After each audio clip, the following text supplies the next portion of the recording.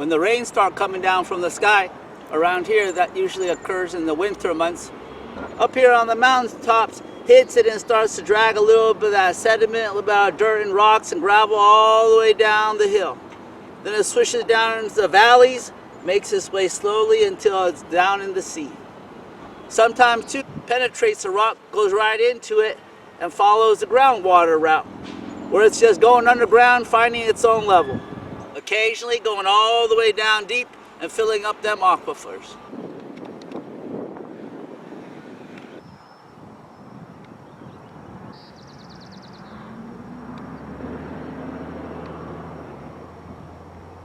It's easy to see the effects of erosion here by the beach, where the force of the wind and the waves and water just keep clawing and clawing away at the land, and little bits start to fall down with the force of gravity.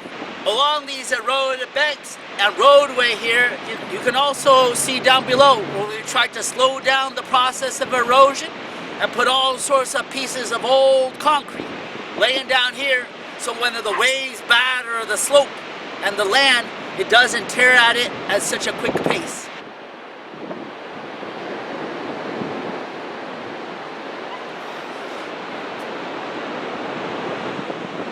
Unlike the west parts of town of San Francisco, which is mostly sand, there's a lot of rock on the eastern. Typical of this rock formation we have in San Francisco is a red rock called chert. And here it is, some chunks of it. And behind me too, come up in layers from old marine sediment, eons and eons ago. So as the force of erosion pelt these cliffs and these rocks, it all crumbles down, eventually becoming some kind of a soil, mostly a clayey soil that you can see here. And whenever there's soil, then the plants come in and start growing. So it's the plants that are going to hold that soil in place, and the roots are going to knit it all together so that the soil doesn't get further washed down the slope. Amongst these rocks in here, you can see a polypody fern. Tiny little spore has boom, lodged itself in and growed out of that rock. And further up, we have a toyon tree and a bunch of California buckwheat. A couple of ways we minimize erosion in the landscape is through some kind of netting or some kind of a wall. The netting is usually laid on top of the landscape of a slope, seeded in with plants or planted with plants, and as the plants grew up through there, this thing holds it all down. If you have a slope that was cut away, there you put up a wall, a retaining wall, and that will help the slope from crumbling down into the roadway or into the garden or into the house. Let's go take a look at a couple of these styles as practiced in the garden or the landscape. Retaining walls can be made of pressure-treated lumber with cracks in between the boards to allow the pressure that comes from water and soil to be released. Or alternatively, retaining walls can be made of thick concrete construction, solid, with its base and foundation reaching deep into the ground. If you're going to be fixing a leak in a roof, first you've got to lay down the fiber network, and then you put some kind of a goopy paste all over it so it all sticks together and holds. If you're making a surfboard, then you lay down the fiberglass cloth on top of that foam blank, and then again some kind of goopy stuff on top to hold it all together. If you're going to tape up some scenes of drywall, then of course you lay down some tape, some fibers to connect it all, and then you patch on the drywall compound. If you're going to lay down some stucco on a building, first you staple up nice wire membrane, and then you go ahead and put on some goopy paste on top of that. So we did this project out in India Basin, or it's kind of a wetland restoration. So we wanted to create a landscape situation where the tides could come in and tides can come out, water could flow through this channel, and thereby after, with time, you know, the clams would come in, the crabs, and then all the shorebirds, everybody come back to life. A nice way for people and nature to be together. So in this case, we had a channel that had been cut, but the soil was bare. And if you leave the soil bare, as you know, the rains are going to come and pelt it and drag it into the bay, and then the banks will be eroded. Then we'll have some problems trying to establish any kind of life on that eroded bank. So what we did was you lay down a whole fiber netting of jute. Material looks something like this, but a little bit of a looser weave. That goes on top, and in between you got to seed it or plant plants. So then the plants and the seeds are going to owe up it through in between. The roots are going to tie together the soil down below, and further next to it, down below that, is going to be the fungus. That's all it's going to tie together. So pretty much you have this web of life supporting everything else, and then up here the soil is held in place. Some surfaces and materials have excellent drainage. So when the water hits it, it goes right on through. Sand is one of those materials. I'm sitting here in a little garden at the base of a large expanse of impermeable asphalt parking lot. That extends all the way up. So in the winter time, all the water would come down in sheets and then end up in this little patch. So the soil was constantly waterlogged, and the plants that they had here weren't able to survive. So when we came in here with the natural areas, we said, hey, how can we make it fit so that the plant fits with the soil and then the water regime that it gets here, given that we can't change the parking lot and all the runoff that comes to this little spot. So we planted some willow trees and a lot of rushes, juncus, both of which are water-loving plants.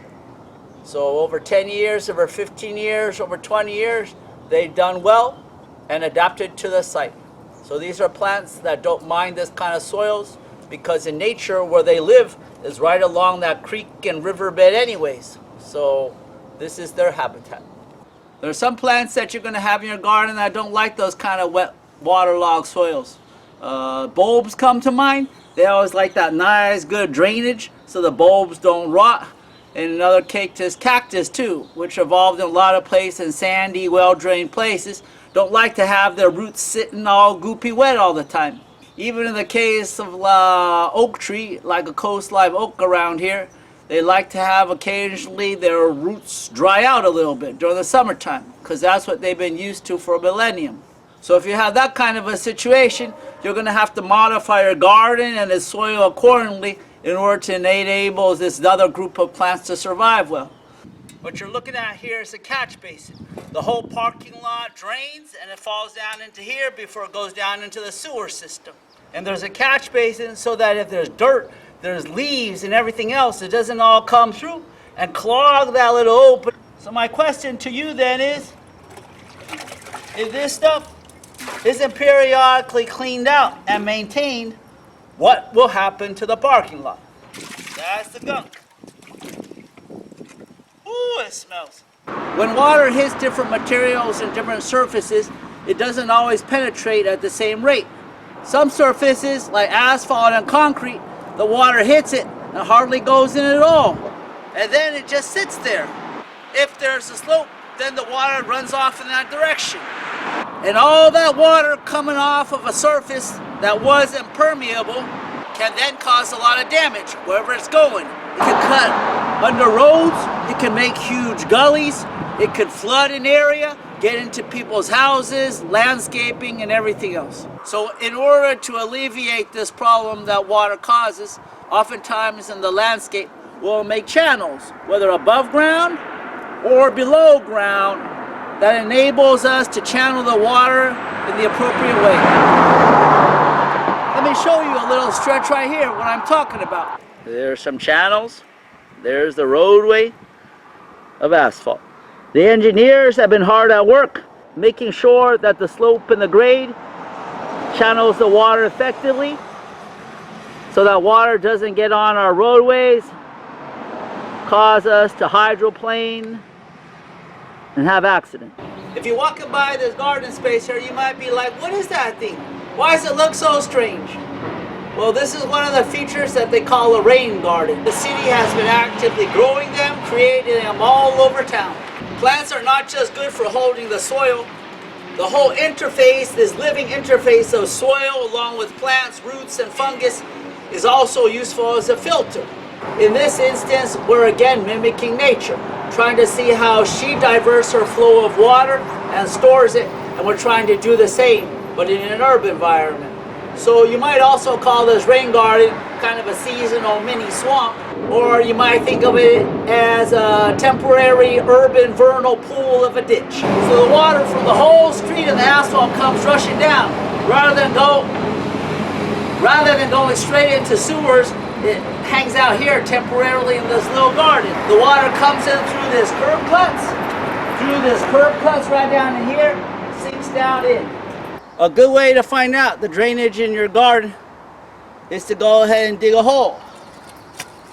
You want to be careful where you're digging, that you don't hit a water line or a gas line or other buried utility. After you dug your hole about 1.5 feet deep, maybe 2 feet deep, you want to go ahead and fill it with water. Then you want to just sit there and wait. While you're waiting, you want to have a cup of tea, do some yoga, sit in the garden, enjoy all the flowers. If the soil particles are all spaced out, there's plenty of pore space in between them, the water will likely drain relatively quickly. Just run on through, right through all the particles. Maybe 15-20 minutes, all that water will be gone. But if your particles are tiny and they all fit together super tight, then that water might just sit there and sit there. Gravity won't be able to pull it out of those pores. It might take a day, might take 2 days. Maybe there's clay hard pan down below. It might just sit there like a little swimming pool. When you're trying to improve the drainage around the building's foundation or in your garden, you could be trying to pull surface water or underground water and drain it to a different location. This here little plastic pipe's gonna be your underground river of sorts. This is the channel by which all that water is gonna move from one place to the next. You're gonna place it in the ground more or less like so, with the perforated holes facing downwards. Gravel looks something like this. Concrete sand looks something like this. Little bits of granite. This picture represents that underground drain all put together. So there's that plastic pipe with the holes and the perforations. Around it, you got your gravel or your sand or something that's got big old pores, big old spaces. Around that, you're going to wrap some kind of a filter fabric. And then this is the existing soil, the heavy clay soil or soil with real poor drainage. So as the water starts coming up, it's going to filter through that fabric, leaving behind little bits and pieces of stuff that will clog the filter or clog the drain, and the water keeps moving through. And it's going to move through from this heavy soil, poor drainage soil, into this open, porous space, just like this. And it does it, I think they call it diffusion, or maybe it's still osmosis. It's a process where it goes from very thick, high concentration here, all tight, into this area here where it's got big old holes and air spaces, just flows right through. So it flows all through here, water rises, boom, it comes out, and you can take the exit terminus out to where it won't cause any harm in the landscape. That's about it. Thank you for watching.